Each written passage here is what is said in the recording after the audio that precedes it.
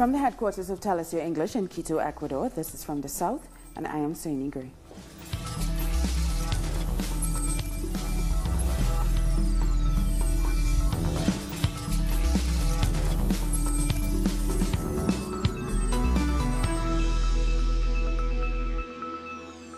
We begin in Cuba, where delegates of the new National Assembly of People's Power have been voting for a new president.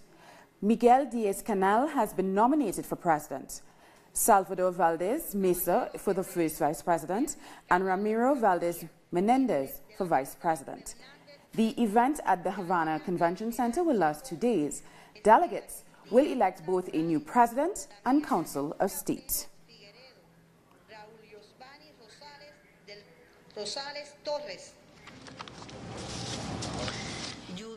Well, it seems that Miguel Diaz-Canel is Cuba's next president. An electronic engineer by training, 57-year-old Diaz-Canel comes from a younger generation of leaders with innovative ideas to continue the revolution and fight imperialism. Diaz-Canel is a well-known lover of culture. He's a respected man in his home province of Santa Clara and an advocate for the rights of the marginalized communities such as the LGBTQI.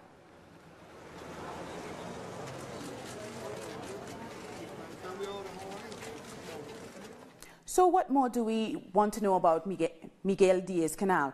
Well, he was elected first vice president of the State Council in February 2013.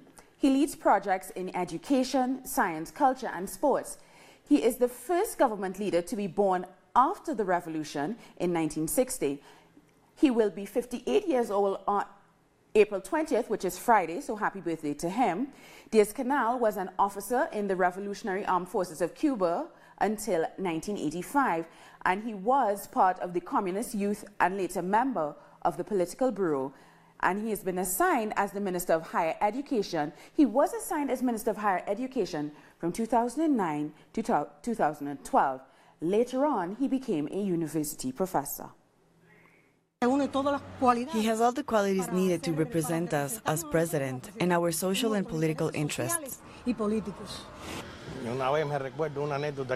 remember an anecdote where I asked him how it is possible that a lot of people already have color televisions and that I came to your house and I see you still don't have one. Do you know what he said to me? I have not earned it yet. It is my opinion that he is a great person, an excellent person. That is why I can tell you about him. To speak of Miguel Diaz-Canel is to speak of a great person. Remember, that man came from nowhere. That man did a lot around here in the province of Villa Clara. He is a person who is very concerned, a revolutionary respected by the people. Internationally, there's a widespread misconception that Cuba doesn't really have elections. So let's take a look at how this recent cycle of elections has worked. The latest cycle of elections in Cuba began on November the 26th, when people voted in their local neighborhoods for delegates to the 168 municipal assemblies. The candidates had been chosen earlier by the same neighborhood meetings. The municipal assemblies then selected candidates to stand for both the 15 provincial assemblies and the National Assembly of Popular Power. On March the 11th, 7.4 million Cubans turned out to vote for these provincial and national assemblies. That was almost 83% of the electorate.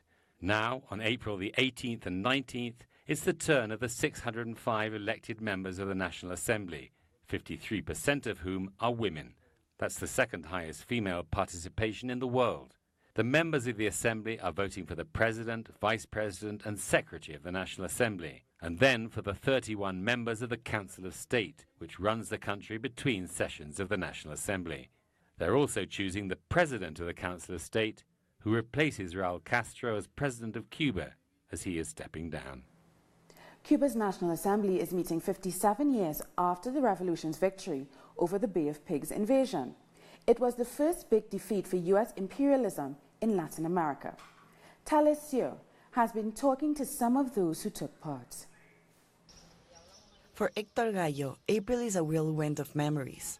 At 93, he cannot forget the secret mission he was entrusted with, when in those first months of 1961, an invasion of Cuba seemed imminent. I had to succeed.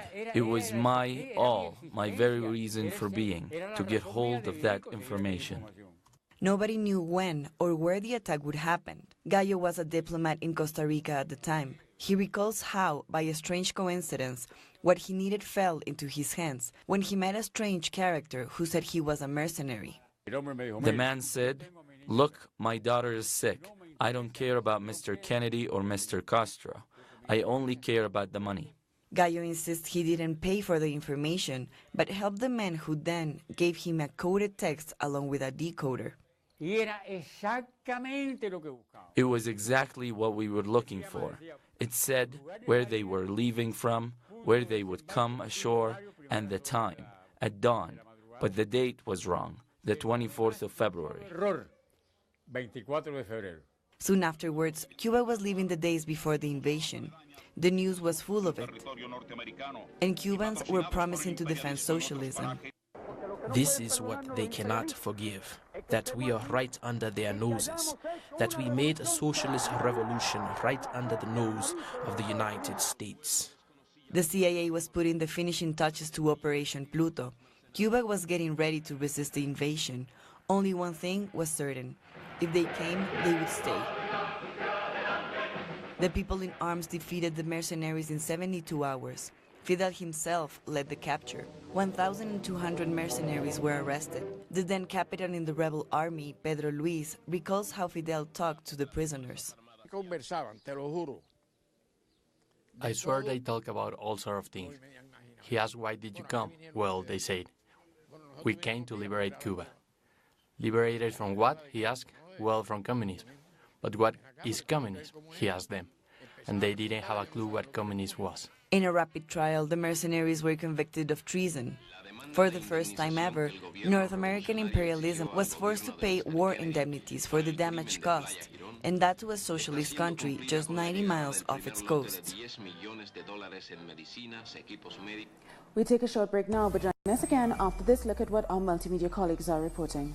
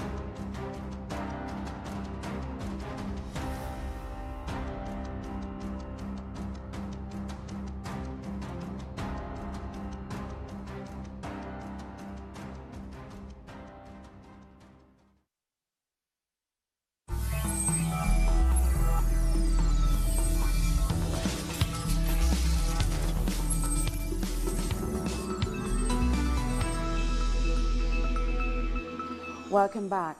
11 Brazilian senators have paid a visit to Brazil's former president, Luiz Inácio Lula da Silva, at the Federal Police Building in Curitiba, where he is being held. The senators are part of a Human Rights Commission in Congress. They said Lula is in good spirits, but he could have his visitation rights severely limited.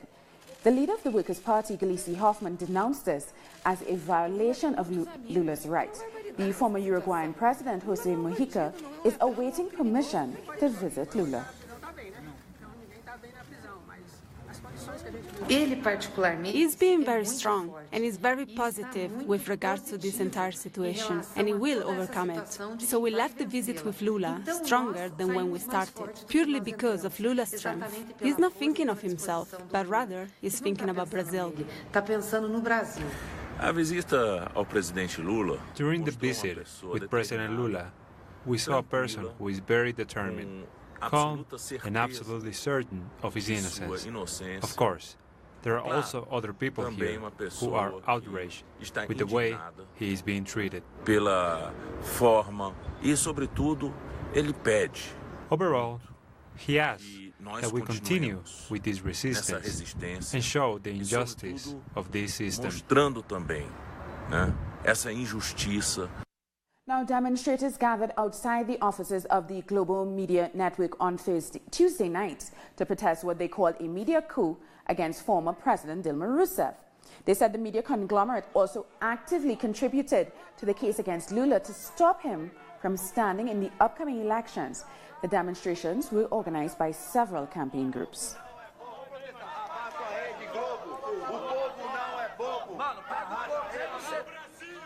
And earlier, Ignacio Lima sent this report from the protests in Sao Paulo. We are outside of the media network monopoly Globo, with nearly 10,000 demonstrators primarily brought together by the MTST or the Homeless Workers Movement, who have arrived to reject the role of this media monopoly in the political imprisonment of Luis Ignacio Lula da Silva, as well as the role Globo had in the parliamentary coup against Dilma Rousseff in 2016, and the role of his media monopoly in the military coup of 1964. Globo is the second largest media conglomerate in the world and is being denounced by social movements, which have arrived marching from a local metro station during a day when occupations were also held at other locations, where the Globo network is headquartered in various states. Right now, the gate is being shaken as demonstrators are attempting to enter. We thank Ignacio Limas for that report. Now, despite official political campaigning for Venezuela's presidential election not beginning until Friday, an election buzz is starting to take hold across the country. Freddie Gillingham has more.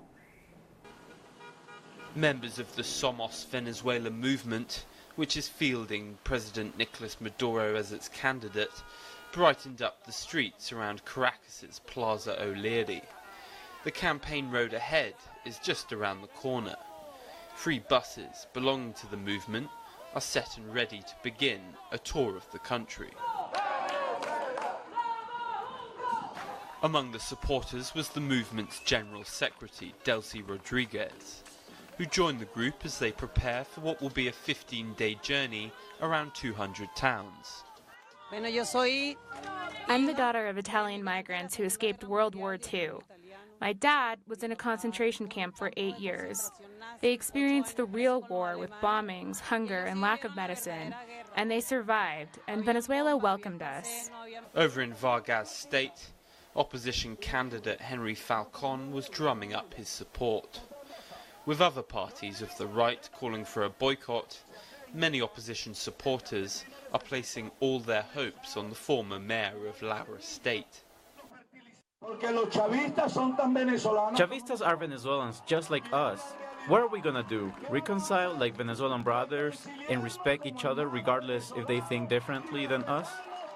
Political campaigning is set to begin on Friday and will run until May 4th. Freddie Gillingham, Telesur, Caracas. In Colombia, FARC member Jesus Santarich has been transferred to the La Picota prison in southern Bogota. Santarich will remain in the high-security complex until his case is solved. His legal team will try to prevent his extradition to the United States. Santarich was arrested at the request of the U.S. Drug Enforcement Administration, the DEA, via the United States Embassy in Colombia. He's being accused of drug trafficking. And the Catholic Church in Colombia offered to help facilitate the release of the kidnapped Ecuadorian couple at the border between the two countries. Monsignor Hector Fabio Henao made the announcement on Tuesday. The Colombian Catholic Church has been following with deep concern and pain the kidnapping of people in the border with Ecuador. We would like to express our solidarity and closeness to the Ecuadorian people and media, especially towards the relatives of the victims. Bolivian President Evo Morales has signed an amnesty to release over 2,000 prison inmates in an attempt to reduce overcrowding. The measure will mainly apply to inmates with a sentence of up to 10 years and those who have served at least a quarter of their sentence. It will also apply to pregnant women and people with disabilities and incurable illnesses. It excludes serial offenders and those convicted of security threats, murder and corruption. And in El Salvador, the National Police announced that the ongoing investigation into the murder of the journalist Carla Tucios is advancing quickly. The director of the police, Howard Cotto, said they're still working on multiple theories. Tucios' body was found on Monday on the highway around 100 kilometers northwest of the capital city of San Salvador. We have maintained constant communication with the President of the Republic, who has urged us to use all the resources needed in order to solve and clarify the case, as well as to demonstrate the criminal involvement in the assassination of 32-year-old Carla Turcio.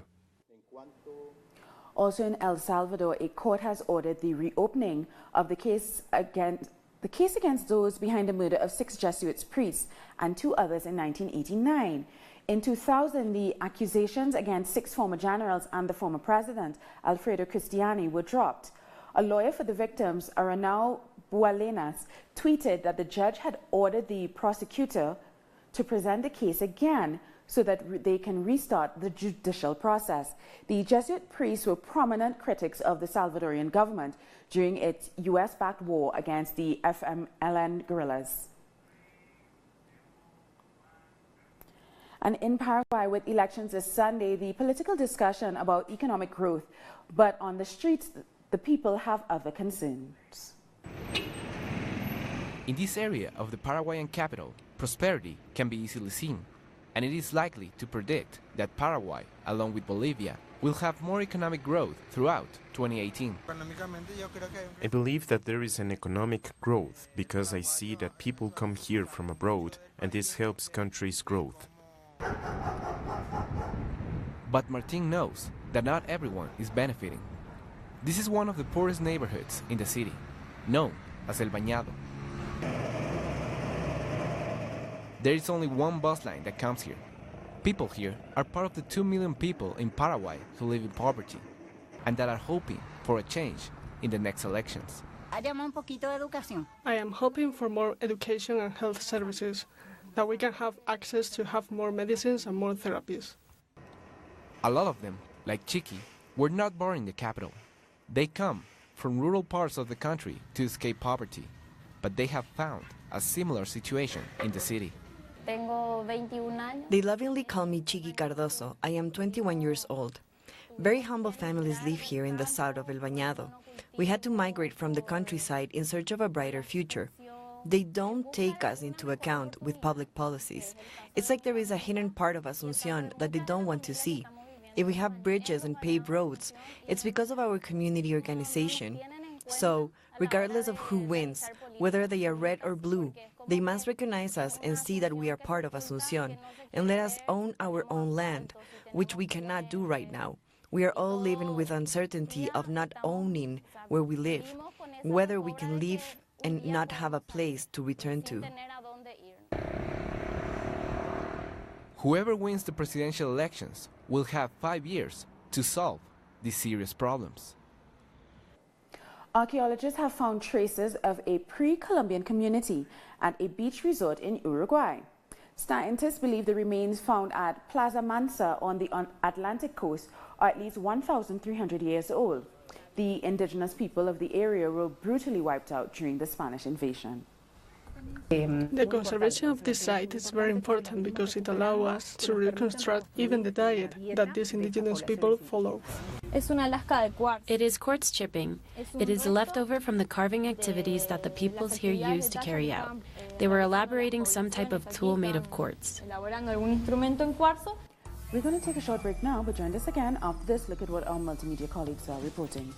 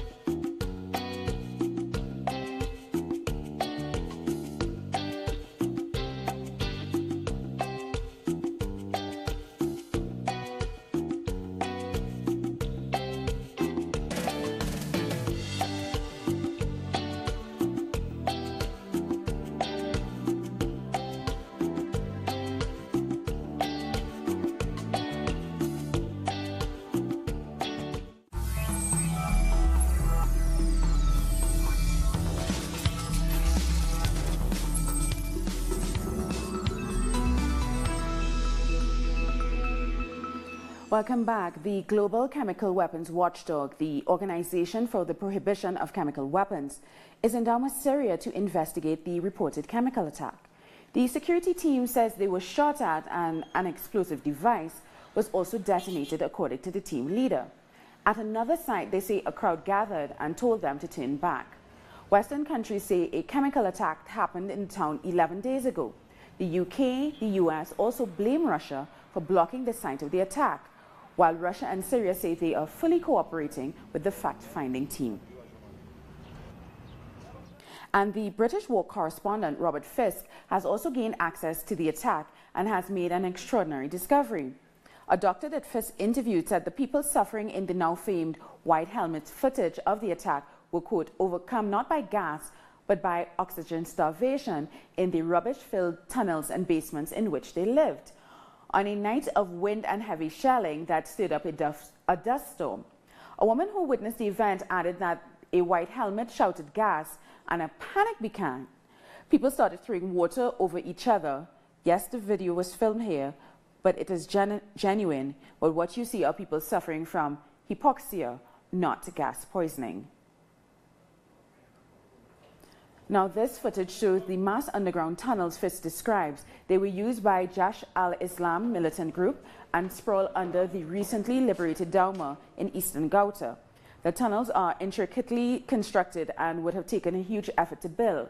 Reportedly, local civilians were forced into slave labor to dig the labyrinth. God shall not be on their side, the terrorists. They have starved us, besieged us. They traded in our blood. As you see, these tunnels are massive. From one tunnel to another, from one exit to another. They had kept this work on them, as well as civilians. They wouldn't feed those who wouldn't work. And one can see how big these warehouses are, and how much they have in there. The warehouse in Douma is like a city beneath a city. I can show you, tunnel upon tunnel, even extending to the other Ghouta. What can I say? They humiliated us. They treated us badly. So-called Jaish al-Islam? No, they are terrorists. Thank God, with the help of the Syrian Arab army, they liberated us and we got rid of them.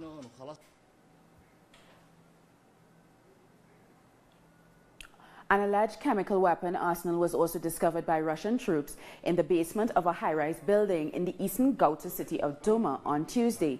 The statement by the Russian Ministry of Defense reports that chemicals such as chlorine, thiodiglycol and diethylamide were found at the site, which local residents are not allowed to enter.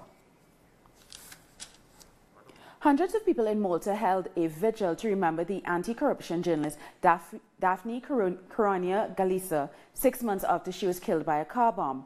People held up photographs of the murdered journalist outside the cathedral and the main courthouse. 3 men have pleaded not guilty to using a mobile phone to detonate the bomb outside her home on October 16, 2017. Daphne Caruana Galizia was investigating corruption on the island when she was murdered. In a surprising announcement, U.S. President Donald Trump says a high-level meeting was held with North Korean leader Kim Jong-un. Here's more on that and other stories from around the world. U.S. President Donald Trump has confirmed that CIA Director Mike Pompeo secretly met North Korean leader Kim Jong-un sometime around Easter. The high-level talks took place shortly after Pompeo was nominated Secretary of State. It is the first time in nearly 2 decades that the two countries have held such meetings. Japanese Prime Minister Shinzo Abe is on a 2-day state visit to the U.S. Abe met with U.S. President Donald Trump on Tuesday. They will discuss their position on North Korea, together with other issues like trade and relations with China. The meeting comes at a time when both leaders are facing criticism. Trump for his alleged affair with an adult film actress, and Abe for his involvement in corruption scandals. I very much look forward to it, having our discussion mainly on 2 topics, which include North Korea and the economy. For the North Korean issue, I would like to underscore the importance of achieving the complete, verifiable and irreversible denuclearization, as well as the abandonment of missile programs of North Korea. A woman in the United States has died after being partially sucked out of an aircraft window mid-air. 7 other passengers were also injured.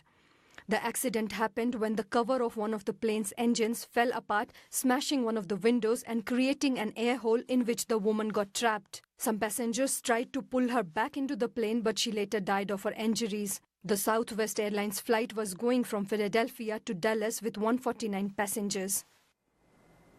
Starbucks will close over 8,000 stores in the United States on May 29th to give staff racial bias training. Nearly 170,000 Starbucks employees are expected to do the training. The city of Philadelphia launched an investigation into the Starbucks shop where 2 black men were arrested for sitting at a table. Starbucks says the manager who called the police has been fired. And that story brings us to the end of this newscast. But for these and many other stories, you can find them on our website at telesurtv.net/English. And join us on social media, Facebook, Twitter, and Instagram. For Telesur English, I'm Soini Gray. Thank you so much for watching.